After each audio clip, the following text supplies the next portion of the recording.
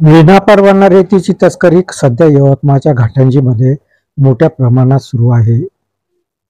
रेती तस्करी रोखण्यासाठी महसूल विभाग, पोलीस विभाग सातत्याने कारवाई करीत आहे. मात्र रेती तस्करी पूर्णपणे रोखण्यात अद्याप तरी यश आलेलं नाही. घाटंजी पोलीस कडून विनापरवाना रेतीची वाहतूक करणाऱ्या ट्रॅक्टरवर आज कारवाई करण्यात आली. घाटंजी येथील इस्तारी नगरमध्ये अवैधरित्या रेती ट्रॅक्टरमधून आल्याची गोपनीय माहिती पोलिसांना मिळाली.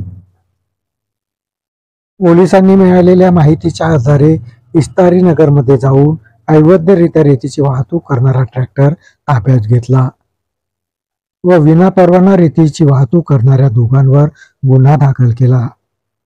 सुखदेव करफते व अजित ठाकरे असा गुन्हा दाखल झालेल्यांचं नाव आहे. या कारवाईमध्ये एक बॉस रेतीसह ट्रॅक्टर असा 6,06,000चा मुद्देमाल पोलिसांनी जप्त केला व पुढील कारवाई घाटंजी पोलिसांनी जारी केली. संजय ढवळे, प्रतिनिधी, GTV न्यूज मराठी.